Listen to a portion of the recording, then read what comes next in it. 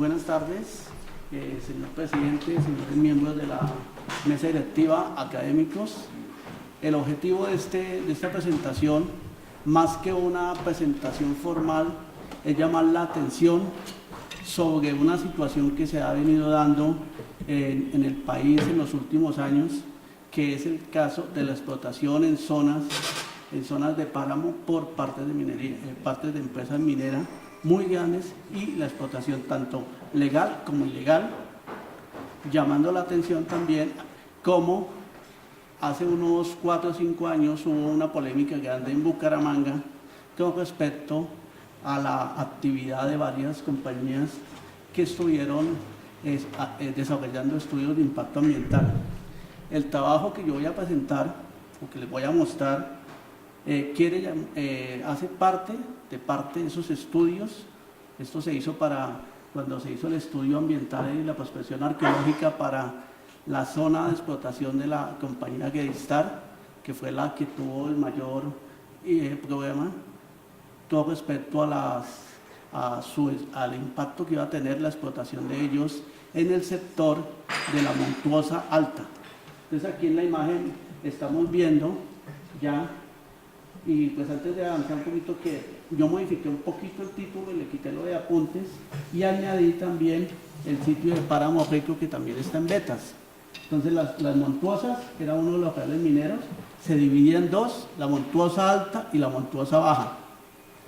Todas, tenemos otra que ya es Betas, que está alrededor del poblado de Betas, los que han ido para Bucaramanga y para Cúcuta y subían el páramo. En el sitio de Berlín, aparta la carretera para Betas, aproximadamente unos 20 kilómetros, algo así, llega uno a Betas, y es todo alrededor del casco urbano donde estaba el Real de Minas. Y el tercero es el de Páramo Rico, que es el que es menos conocido y posiblemente fue el primero que descubrieron los españoles. Aquí también se llama la atención, es cómo el proceso de explotación minera se dio desde 1551 aproximadamente, cuando se descubrieron las minas, y que es muy factible porque siempre nos preguntan, por ejemplo, cuando uno va a salir a hacer trabajos de campo a Santander, a la zona del norte, Boyacá, le mencionaban sobre las minas de oro, y pues como en la colonia siempre se mencionaron las minas de las zonas de los páramos. Entonces se ha pensado que los chitareros explotaban esas minas, pues tenemos muy poquita evidencia al respecto. Entonces también aquí queremos mostrar algo muy interesante, y es como uno de los yacimientos arqueológicos ya a nivel prehispánico parece contradecir esa hipótesis. Entonces aquí estamos viendo el poblado de la Baja, la quebrada de la Baja, y en este sitio fue donde vivió en 1766 el sabio Mutis.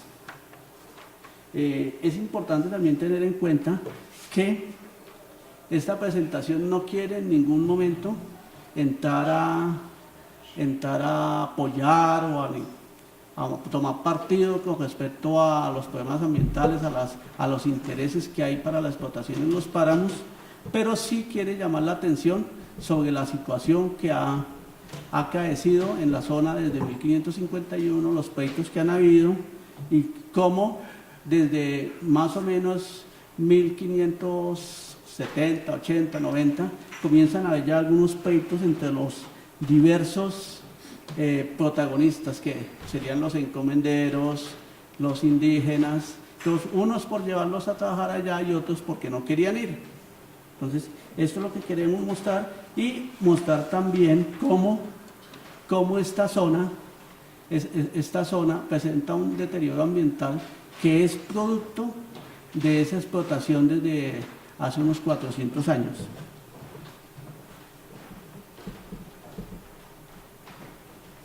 Entonces aquí tenemos la zona, tenemos la ubicación del departamento de Santander, ya la ubicación dentro del departamento de Santander, plenamente en el límite entre Santander del Sur y Santander del Norte, los municipios de Betas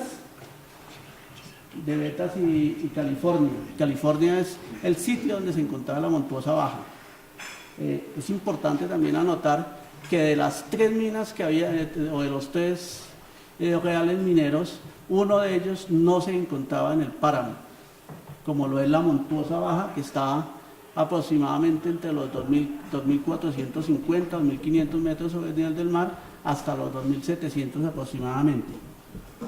En la imagen, en la foto, la parte superior, entonces esta foto fue tomada desde la parte alta, donde estaban más o menos los campamentos de la compañía Greystar, en el sitio que se llama San José de la Montuosa Alta.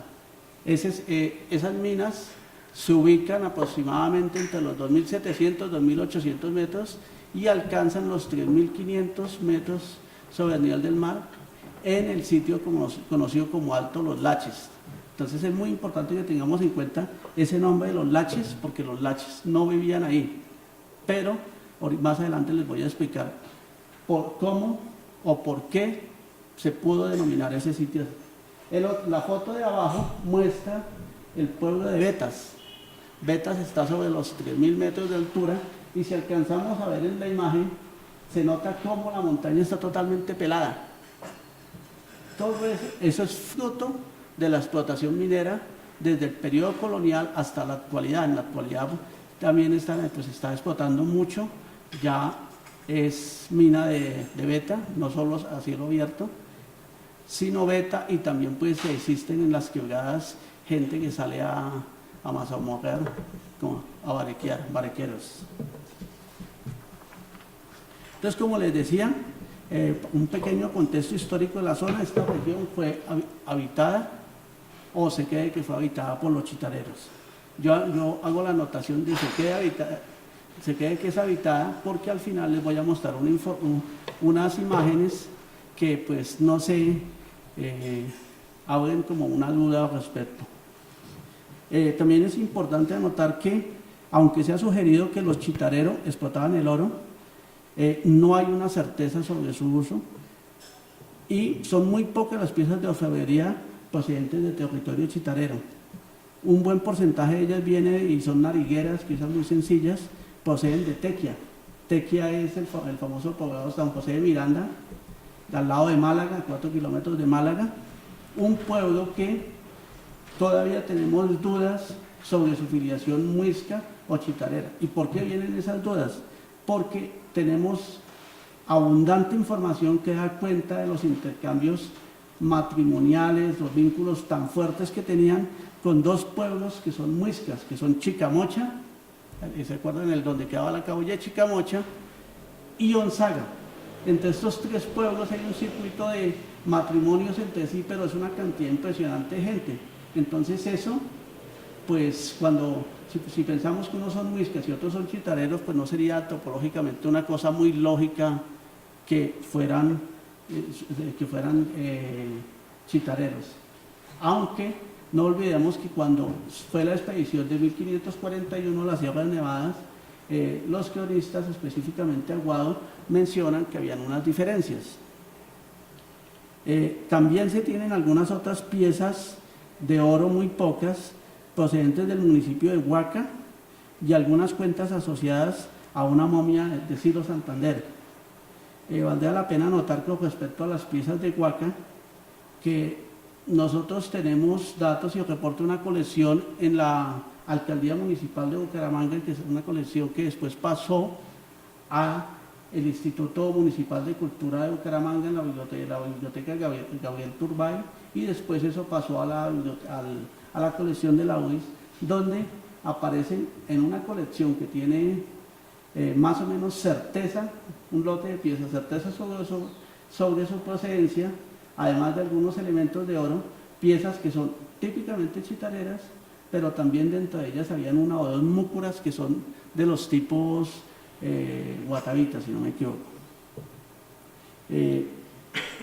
Posteriormente nosotros tenemos algunos datos también, y eso lo hablan los cronistas, donde mencionan que Ortún Velasco, uno de los primeros colonizadores, conquistadores españoles que llegó a la zona, fue uno de los que apoyó y trajo cateadores de mina, y que ellos fueron los que descubrieron las minas en el páramo.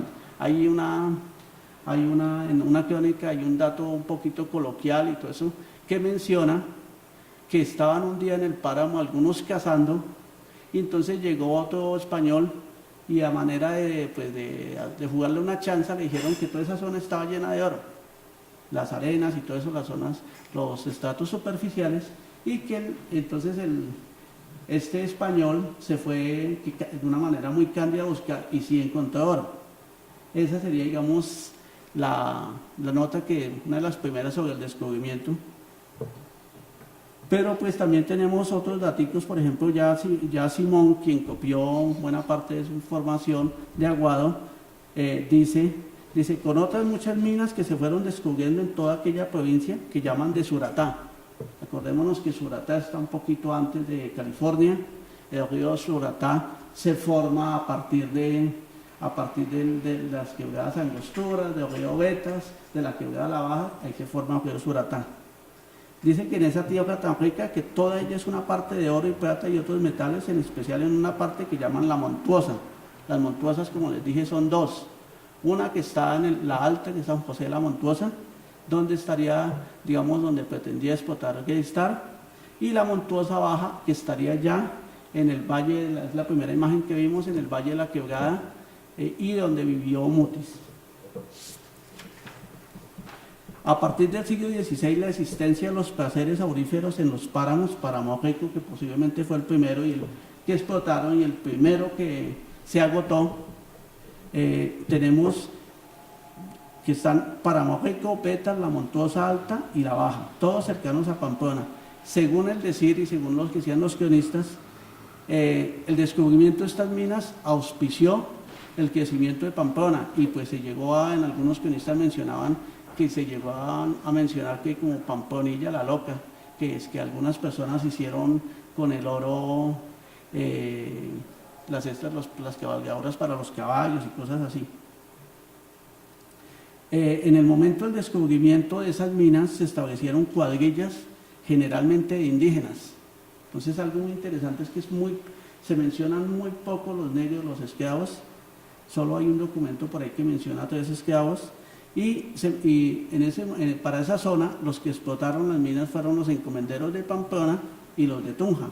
Estos últimos enviaron unos 500 indígenas. La situación en el Real de Minas, ahí en la zona de Betas y en la zona de la Montuosa, fue una situación muy paupérrima para los que vivían ahí. Allá murieron muchos indígenas, las condiciones eran adversas, se dice que eran territorios yermos, otros se murieron en el camino o regresaron enfermos a sus sitios de origen.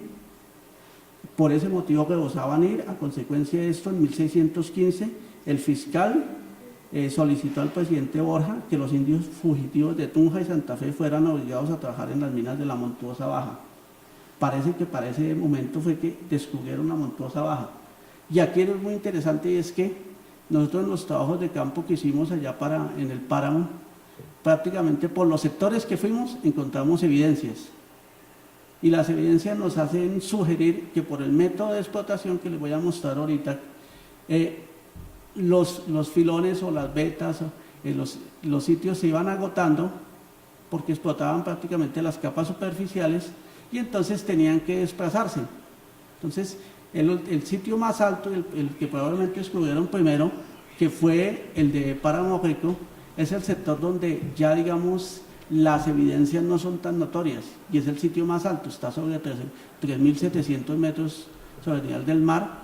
Pues es una condición, si hoy en día es muy complicado vivir allí, pues hace 450 años era peor.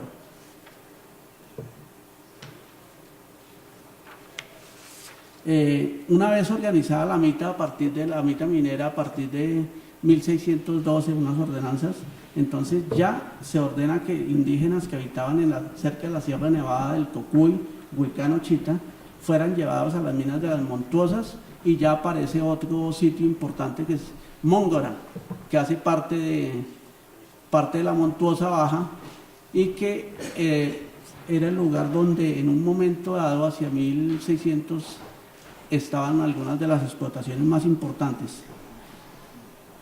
En el siglo XVI la minería fue tan importante que el Cabildo de Pamplona nombró un alcalde mayor para los reales de minas, utilizando ya dos palabras muy importantes, una de mineros para quienes laboraban en minas de beta y la otra de mazamorreros para los que trabajaban con bateas, barequeaban en los ríos y las quebradas. En beta, las montuosas y páramos ricos, los sitios donde moraban los primeros mineros e indígenas traídos a trabajar consistían en ranchos provisionales, debido a lo rápido agotamiento de los filones y el método de explotación que hacía necesario el constante desplazamiento en busca de lugares para explotar. Los primeros 40 años, digamos, de explotación de 1551 a 1590 dieron mucho oro, pero hacia 1590 se desciende ya la cantidad de oro que se sacaba. Ya posteriormente, yo estoy tomando algunos documentos de diferentes momentos, hay muchísimos más, pero pues la idea es que tengamos una visión general de la situación. Entonces tenemos que en 1690 los indígenas de Cácota y Suratá solicitan no sean llevados a las minas de las Montuosas. Entonces aquí tenemos ya un documento extraído directamente de archivo donde se mencionan algunas de las características, se dice por qué no. Entonces aquí por ejemplo está el padre del pueblo, quien dice que de los pocos indios que habían, la mayoría se quedaron allá, otros llegaron y se murieron, y que las Montuosas y Beta, todos esos temas frías donde cae nieve y hielos, y los pocos frutos que cogen los llevan a dichas Montuosas y Betas, y de llevar más indios se acabará este pueblo. Es decir, la situación era muy, muy complicada ahí. Aquí la imagen que tenemos es en la Baja, el caserío que existe en este momento en el sector de la Baja, y hay un muro antiguo donde dicen que posiblemente pudo ser una iglesia o la casa donde residió Mutis cuando vivía allí. Es interesante, hay algunos documentos, y yo también tomé algo de información de un documento publicado en la revista de la Academia de Ciencias Exactas, donde se habla de Mutis como minero. Entonces sí, pues también consultamos unos documentos de archivo directamente, pero pues lo importante es esto, es que las expectativas de cuando llegó Mutis allá, a Mutis le habían dicho que la situación era totalmente diferente, pero pues él llegó en ese momento allá y vio que las condiciones no eran lo que él esperaba. Ya prácticamente casi 200 años después de estar explotándolas, la mina estaba abandonada. Llegó, fue a la Baja, menciona zanjones de gran extensión y una profundidad de 4 a 15 metros, un canal o acequia que utilizaba para llevar agua por gravedad desde varias quebradas hasta los sitios donde se lavaba el mineral y a los estanques. Entonces, aquí tenemos entonces esta imagen, estamos desde un sector que es la quebrada de Páez, donde hay unas lagunas muy bonitas en el páramo que debieron haber tenido una connotación simbólica para los grupos ahí, la majestuosidad del sitio, la forma de las montañas y todo eso. Pero en el camino nosotros alcanzamos a ver el sector de eso, sería lo que es San José de la Montuosa Alta.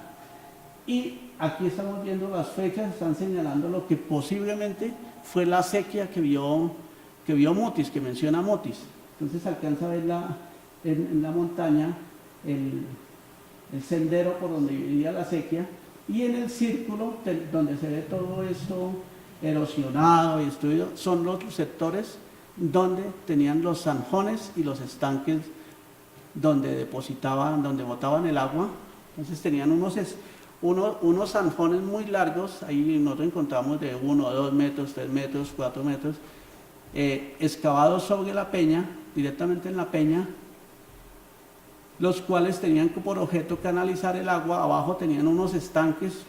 Nosotros encontramos unos estanques que hicimos unos cálculos que podían almacenar 1.600 metros cúbicos de agua, hay de diferentes tamaños.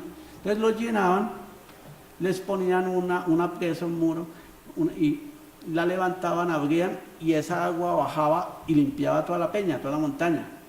Entonces ahí era donde entraban a buscar el oro. Ese proceso continuo, pues tenía que destruir la montaña y causar unos daños ecológicos fuertes. Se tiene posteriormente una visita en 1766 del alférez real de Girón a Betas y las Montuosas. Entonces él encontró en la Montuosa Alta huellas del trabajo minero. Él menciona desagües, socavones, bafenados, piedras de mortero para el molido del mineral y cajones de amalgamiento, cajones donde ya se utiliza. Entonces esos cajones implica que estaban utilizando azogue, es decir, mercurio para separar también. Imagino el manejo que le dieron a ese mercurio, es decir, me imagino que ese mercurio lo botaban directamente todos sus desechos, y pues son elementos que uno muestran cómo posiblemente las aguas y todas esas quebradas estuvieron contaminadas desde esas épocas. En esa época los entables mineros más importantes en la baja eran los de la Chorrera de Móngora. Móngora es una quebrada que queda entre la vía de Betas a California, una vía muy angosta, destapada, que va por toda la mitad de la montaña y va pues por páramo. Allí había un molino hidráulico, los denominan en los documentos como coloniales ingenios, para moler los minerales movido por agua de 2 quebradas. Todo lo manejaban con agua. Por eso es que cerca, las explotaciones siempre tenían que estar cerca o en lugares donde hubiera el recurso acuífero. Aquí tenemos, esto es en el sector de Móngora, una de las piedras de molino. Esta piedra es enorme, la más grande que yo he visto. Y si vemos, mire, este es un kiosco. Si vemos el kiosco, vemos las sillas a los lados. La escala que está ahí tiene 30 centímetros, pero fácilmente eso nos indica que la piedra tenía como 1,5 metros, 2 metros casi, como por 1 metro de alto o más. Eso nos da que es una piedra de más de 2 toneladas de peso. Muchísimo más de 2 toneladas de peso. Para mover eso se necesitaba una fuerza, y una fuerza considerable. La piedra está ahí y es porque no se la han podido llevar. El volumen es tal que...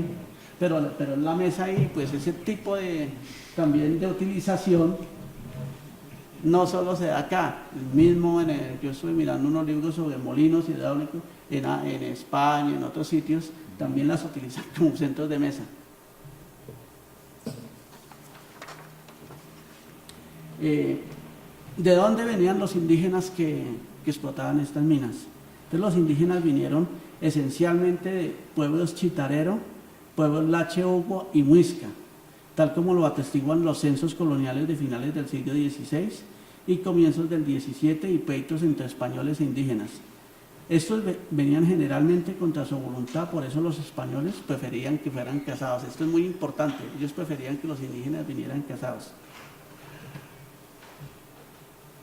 Entonces aquí tenemos una cita donde un capitán menciona, entonces dice que se saquen 20 indios útiles mozos, que los saquen y los lleven a la zona de Móngora, pero entonces dicen exactamente que estos tienen que ir con sus mujeres e hijos y eso es muy importante, porque era que si llevaban indígenas que eran solteros, jóvenes, se escapaban.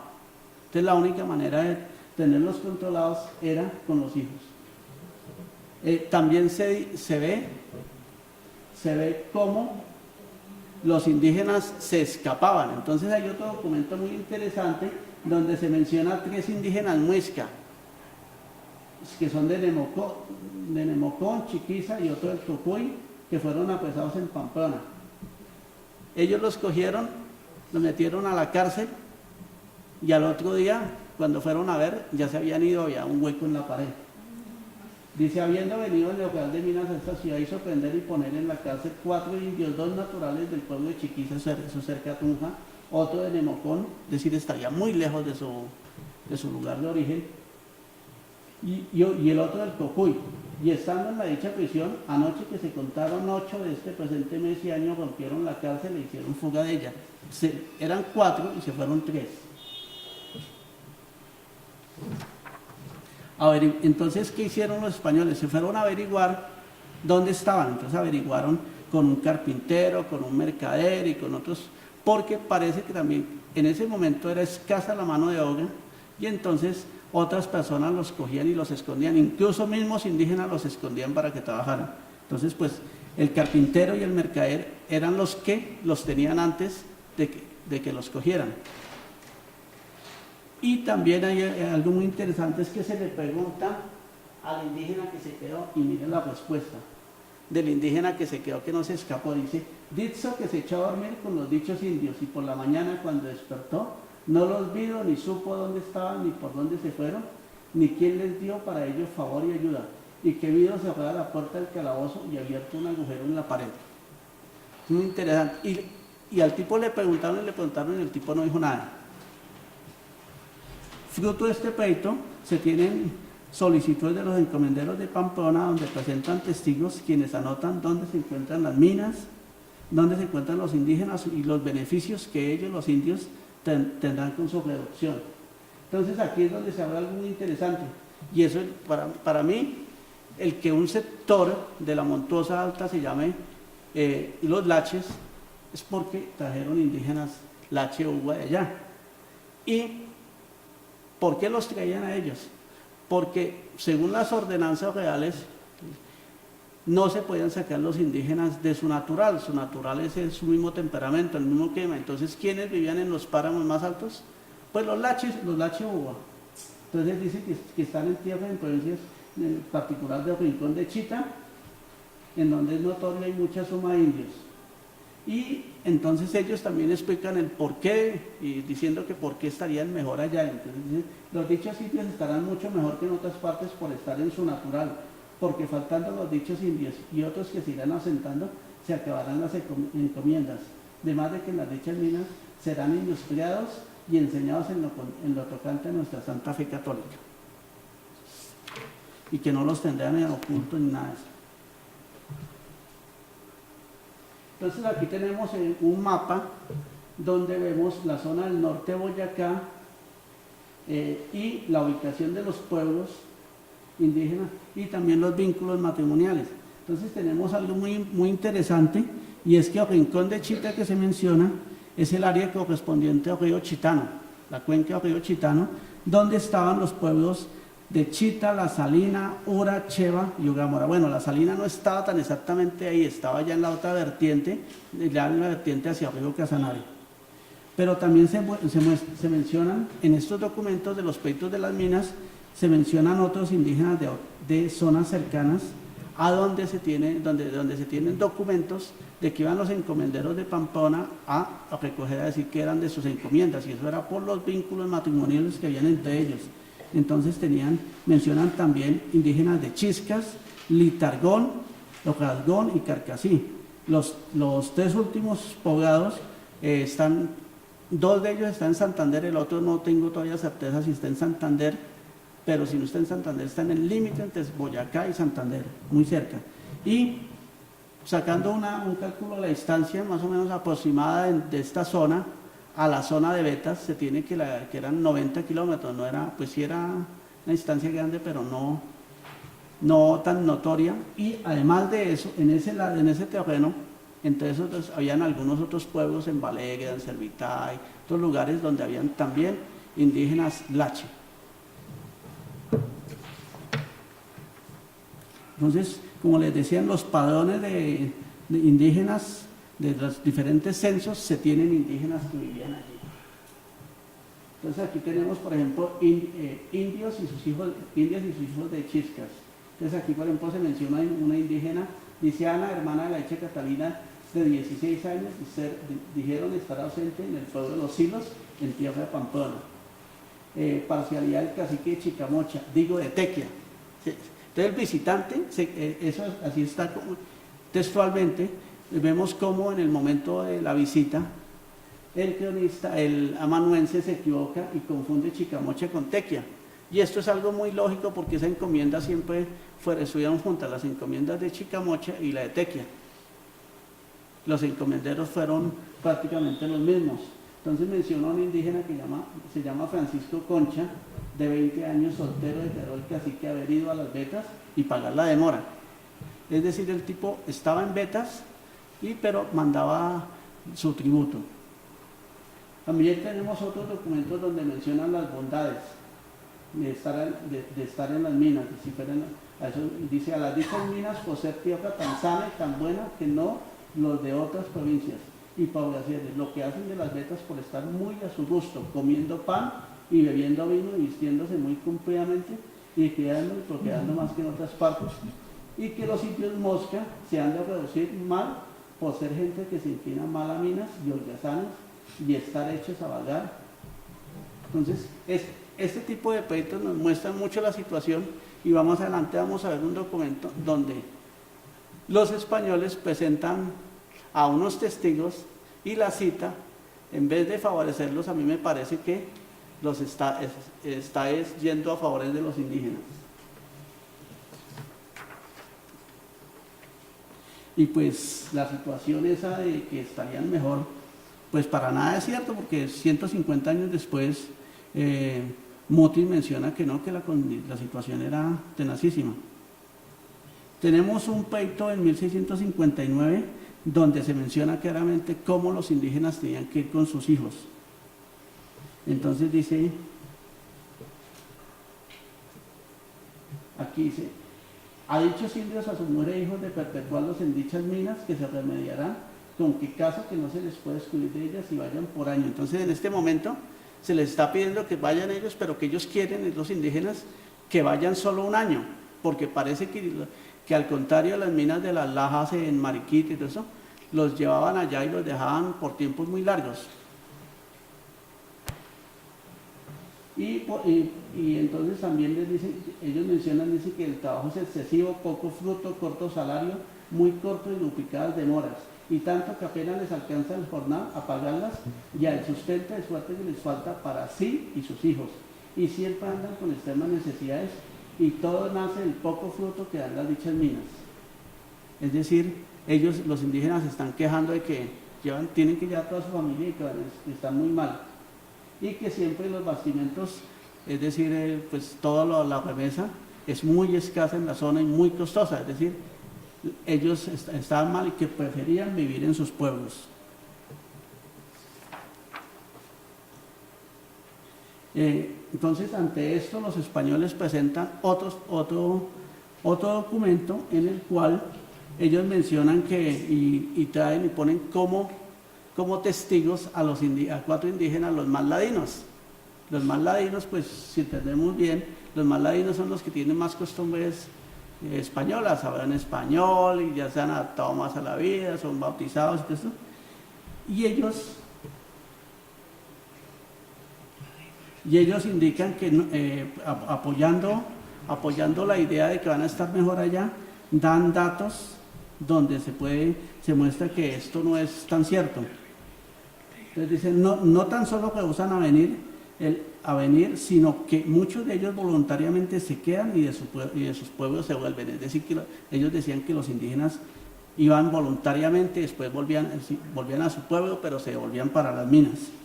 Y el decir de estos indios que no se pueden sustentar en esta real es falso, pues el salario de este trabajo es duplicado al que tienen y ganan en sus pueblos, y su encomendero hizo buena elección en buscar indios de chusma y familia. Es decir, ahí se están contradiciendo, porque pues si les gusta bien, pues si estarían tan bien, pues todos los indígenas irían y no tienen necesidad de hallar a su familia.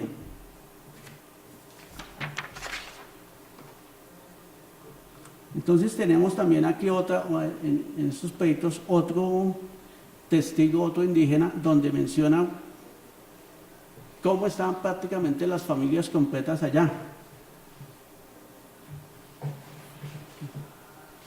Entonces era un indígena llamado Sebastián, quien dice que tiene sus hijos, que llevándolos a dichas minas no los ha de poder sustentar y se los han de hurtar por quedarse solos en las rancherías, y que asimismo tiene 3 sobrinos barreteros en dichas minas.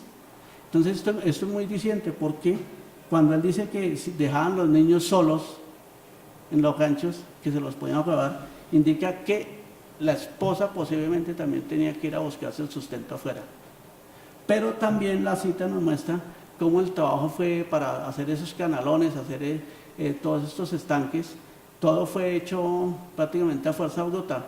La tecnología eran barras, mazos, picos, y hicieron unas obras de ingeniería que son monumentales. Lo poco que hemos visto muestra que hay un trabajo impresionante.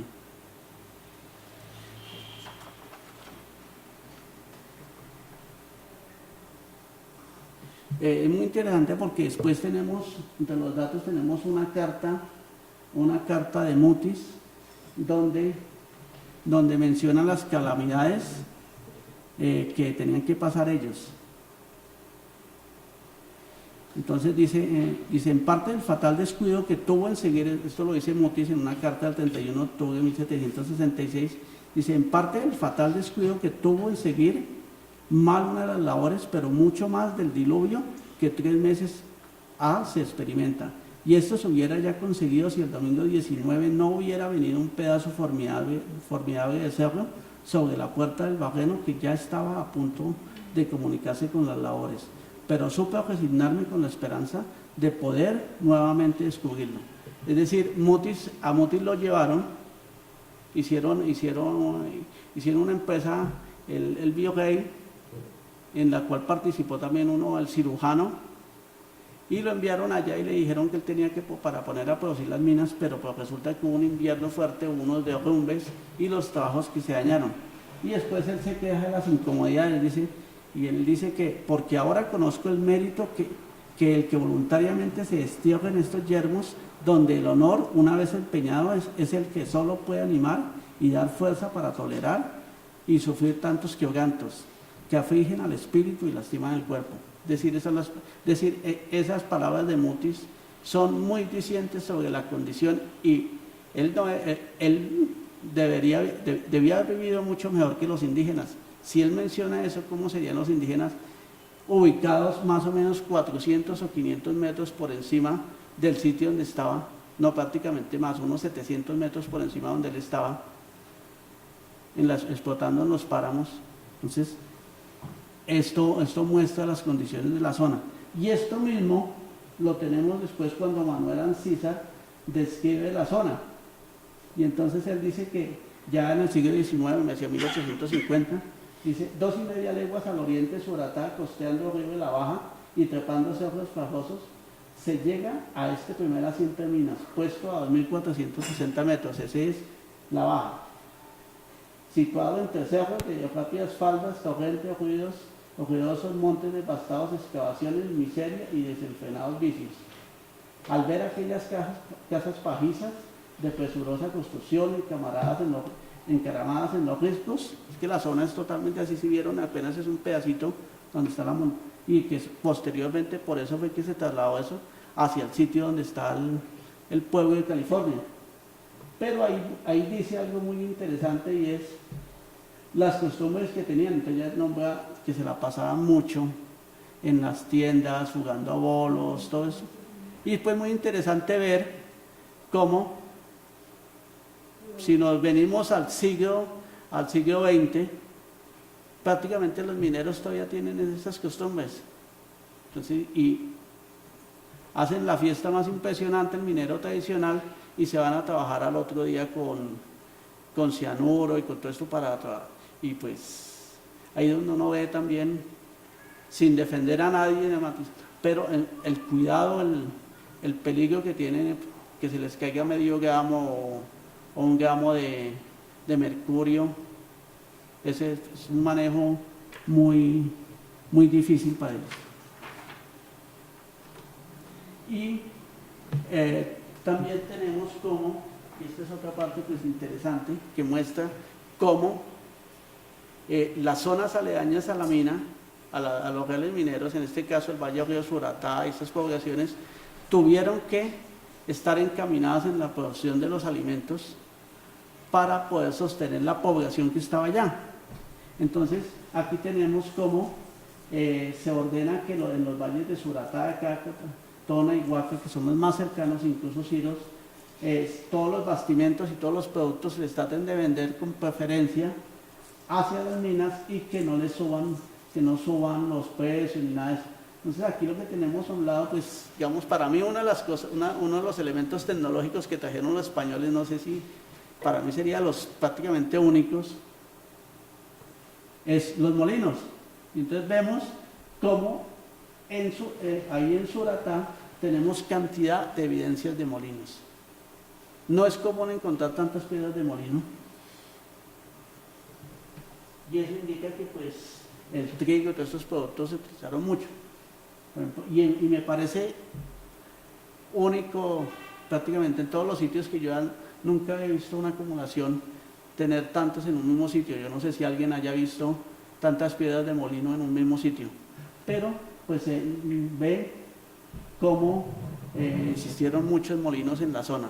Incluso actualmente en la zona, prácticamente en el casco urbano de California, todavía hay un molino que funciona.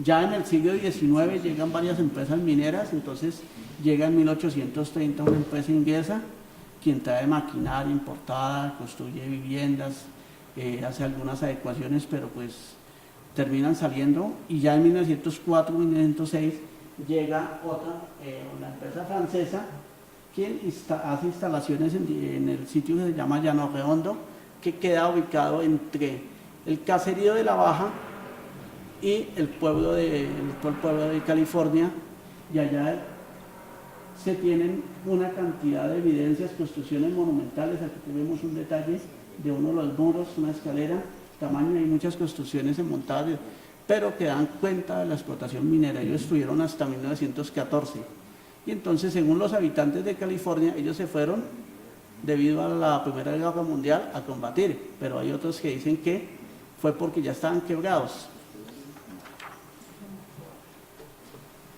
Y ya actualmente pues tenemos todavía explotación minera, pero si observamos, estas son imágenes del sector de La Baja, y pueden ver en esas imágenes la desolación, cómo está totalmente intervenida esa quebrada, la quebrada La Baja, está totalmente, todo está intervenido. Hay molinos, hay diferentes tipos de molinos, tomas de agua, todo ha sido removido. Si hubieran evidencias arqueológicas de pronto del periodo prehispánico, colonial, eso todo lo movieron, porque esto lo siguen moviendo y lo siguen moviendo las gentes.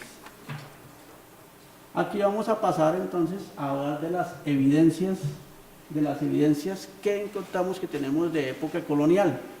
Entonces ya lo que, como les dije, las evidencias principalmente corresponden a los zanjones y estanques. Los estanques son los términos que se utilizan en algunos documentos coloniales y son utilizados por los pobladores. Para su construcción se requirió gran inversión de energía y tiempo, por cuanto fue necesario excavar con picos y barretones la ladera rocosa para formar los canales, entre paréntesis zanjones, que descienden desde la montaña hasta los estanques. Algunos de los identificados tienen medidas que oscilan entre 1 y 2 metros y más de ancho, y su profundidad a veces supera los 3 o 4 metros. Entonces imagínense hacer un canal de 2 metros y 4 metros de profundidad en pura roca, es una labor impresionante. Los estanques generalmente se ubican en áreas de alta pendiente y tienen dimensiones, como les dije anteriormente, algunas les hemos calculado, así a vuelo el pájaro, 1600 metros cúbicos, que eso ya es una cantidad apreciable de agua. Este tipo de estructuras ya fueron observados, ya existían cuando Mutis llegó, y parece, por alguna información que yo tengo, se comenzaron a utilizar ya a finales del siglo XVII y comienzos del XVIII. Se están utilizando no solo ahí, sino en algunas otras zonas. Es más, cuando llegó Mutis, Páramo Rico ya estaba inactivo desde hace tiempo. Como dije anteriormente, en todas las zonas que nosotros visitamos, hemos encontrado evidencias de la actividad minera. Es decir, que si se hace un trabajo arqueológico mucho más detallado, unas visitas de campo más detalladas, se podrá aumentar ese número de evidencias. Y eso se debe a que ellos estaban moviendo por diferentes zonas de la montaña y había muchas cuadrillas. Uno de los sitios más importantes que tenemos es el sitio denominado el Pozo del Rey, que queda aproximadamente a 1 kilómetro del casco urbano de Betas, y es tan importante que es un referente histórico para los habitantes de vetas. Ellos lo tienen incluido entre sus bienes de interés cultural. Este tiene lo que ya es el pozo, al cual descienden varios canales. Aquí vemos la montaña ya partida, si ve que cortaron la peña ahí. Aquí en este no hemos podido definir bien, o no pudimos definir bien de qué se trataba. Aquí ya tenemos al otro lado el famoso pozo de Ojei. La imagen de aquí abajo, la primera, sería ya hecho en mortero. Hicieron el sector donde estaría la presa, el dique, donde ponían y donde levantaban para desocuparlo. Una vez que estaba lleno, lo desocupaban, limpiaban la peña y comenzaban a buscar el oro. Y esa labor pues sucesivamente deterioraba el medio. Y aquí tenemos, si ven el zanjón que hicieron, ahí cortaron la montaña, ya lleno de vegetación. Eso tiene fácilmente unos 2 metros de ancho y que puede tener unos 4 o 5 metros.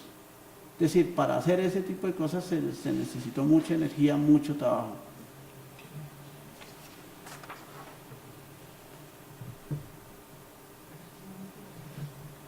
Tenemos ya, entonces, en el sitio, el Alto de los Laches, ese sitio es el que está, es el más alto de la montuosa alta, que está a los 3.500 metros sobre el nivel del mar. Entonces, está toda la loma, y en la loma hay varios sectores. Entonces, tenemos un sector que se llama Las Picotas, y en el sector de Las Picotas, tenemos aquí en la imagen de la parte superior, el círculo nos muestra lo que sería un estanque. Está cubierto de vegetación y pues nosotros lo que hicimos fue documentar. No valía la pena ponernos a limpiar y todo eso porque terminas haciendo un daño. La idea sería limpiarlo, digamos, después cuando uno vaya a hacer un estudio muy detallado. Por el momento solo estábamos documentando. Aquí en la otra imagen vemos el rectángulo, cómo se nota uno de los socavones, uno de los zanjones que baja por la peña. Entonces son unas peñas muy pronunciadas. Bajan los zanjones, en los descansos ahí los estanques llenan, y en ocasiones hay cadenas de 1 o 2 estanques. Aquí, el de abajo, se me olvidaba, miren el tamaño del de abajo. Ese es impresionantemente ancho. Y aquí en la peña tenemos ahí donde están las 2 personas, ojito, se nota el otro de los zanjones que baja, este mucho más pequeño. Pero de esos hay muchísimos. Y aquí tenemos un esquema de de las picotas, lo que yo les digo. Los canales bajan y tenemos los estanques, y aquí en este caso tenemos hasta 2 estanques. Y si ponemos atención al desnivel que hay de un sitio al otro, podríamos hablar fácilmente de 100, 150 metros, 200 metros. Y lo más probable es que quizá más abajo haya otro. Nosotros lo que nomás es un reconocimiento, digamos, muy preliminar.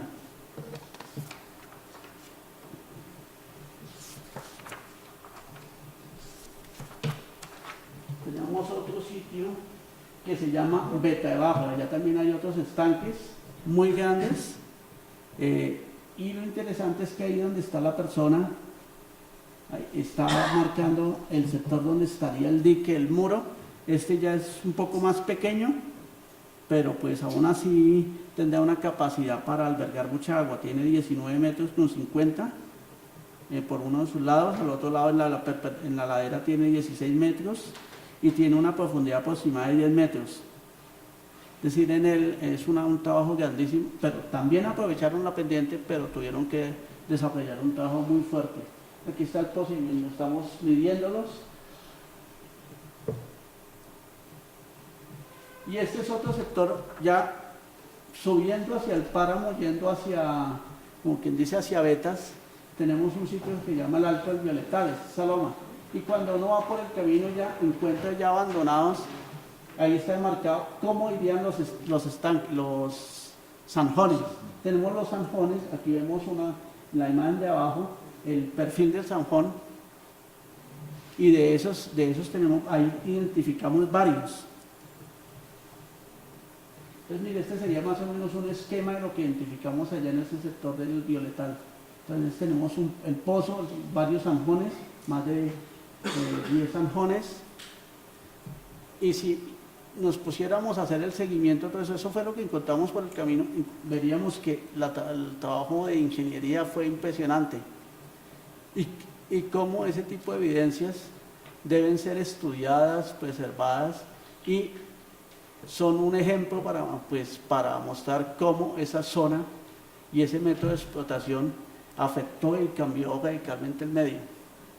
Y ya pues ya con la explotación que tenían planteadas estas empresas donde querían mover 80.000 toneladas diariamente, pues ya la cosa cambiaba totalmente. Aquí ya tenemos otro sector que es el sector de Páramo Rico en Betas, es la zona más alta, estamos a 3.700 metros, tenemos toda zona de páramo totalmente y tenemos ya algunos zanjones y algunos estanques.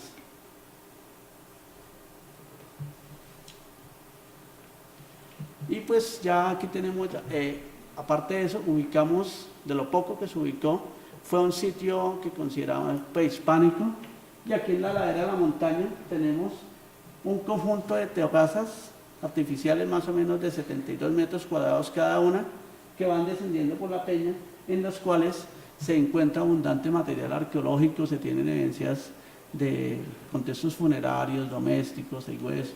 Son sitios que vale la pena estudiar y donde los materiales arqueológicos que encontramos son diferentes a los que se tienen reportados para esta zona de la cordillera, lo que conocemos en la zona de Páramo. Entonces este tipo de material donde vemos que hay unas formas, unas decoraciones que recuerdan más bien, o por lo menos para mí algunos motivos, esas impresiones intermitentes que son típicas de materiales del Valle del Magdalena. Y pues aunque las pastas son parecidas a cosas guane, los motivos pues hay algunas variaciones con respecto a eso. Aunque si miramos el segundo, esos motivos incisos también se ven en algo de guane, pero no es tan común. Y aquí tenemos algunas de las reconstrucciones de las formas. Entonces, fruto de esta presentación tenemos, digamos, algunas pequeñas conclusiones preliminares, y la primera sería que el trabajo prolongado, las técnicas utilizadas en la zona durante una temporada muy larga han llevado a que ese sector presente un deterioro ambiental grave. Otra conclusión que tendríamos es que, aunque el impacto de una explotación minera a gran escala como la que se tiene esto es grandísimo, también no debemos olvidar que también la minería tradicional, la minería en pequeña escala que se ha desarrollado en la zona, también ha afectado el medio. Otro pues especie de conclusión o interrogante que nos queda es el por qué este tipo de material, este sitio se debería estudiar, excavar, porque yo considero que los materiales son muy diferentes y yo pensaría que fueron grupos.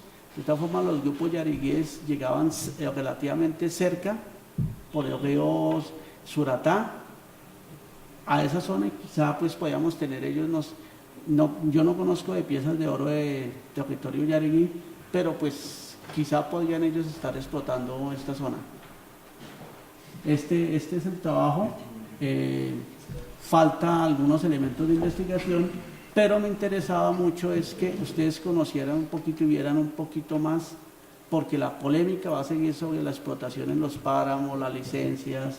Acordémonos que ahorita, por ejemplo, las licencias que tienen para la zona de el Tolima, la zona de la línea, todos estos, donde hay intereses muy grandes.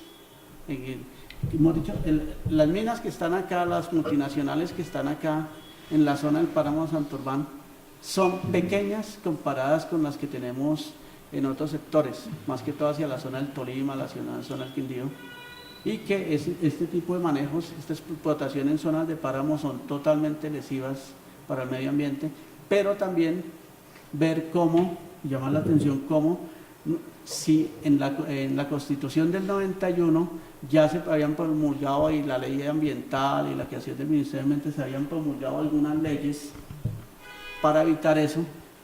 ¿Cómo es eso que el gobierno colombiano le dio autorización, permiso, no sé, licencia a empresas como Gaystar que llegaron en el año 94 y hicieron prácticamente en esa zona 5.000, 4.000, 5.000 perforaciones. ¿Sí han visto lo que están haciendo para el metro en Bogotá? Diferentes sectores. ¿Sí han visto los taladros que hay? De ese tipo. Entonces la montaña hicieron, si no me equivoco, 4.000. Duraron más de 10 años.